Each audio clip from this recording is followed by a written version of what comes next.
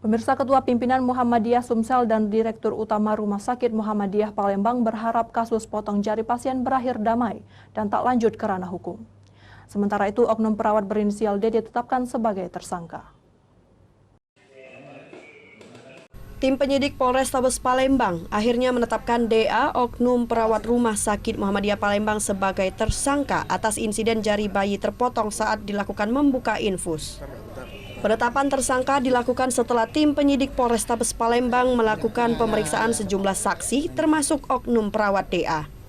Kapolrestabes Palembang Kombes Muhammad Ngajib menyatakan, penetapan tersangka terhadap oknum perawat DA dilakukan berdasarkan laporan orang tua bayi berusia 7 bulan yang jarinya terpotong saat dilakukan pembukaan infus di Rumah Sakit Muhammadiyah Palembang, pemeriksaan saksi dan barang bukti.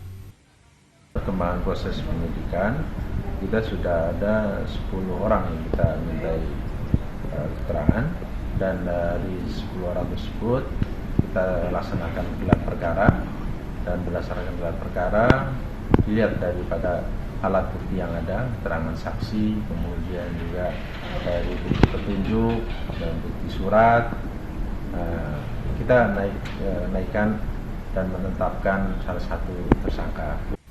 Ketua Pimpinan Muhammadiyah Wilayah Sumatera Selatan dan Direktur Utama Rumah Sakit Muhammadiyah Palembang menjenguk korban dan melakukan mediasi dengan pihak keluarga. Mereka berharap kasus ini bisa diselesaikan secara kekeluargaan.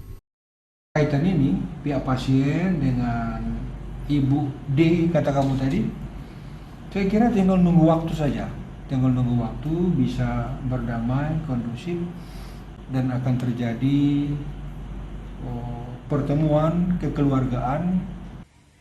Sementara itu, kondisi bayi AA mulai berangsur membaik pasca operasi penyambungan jari yang dilakukan tim dokter Rumah Sakit Muhammadiyah Palembang.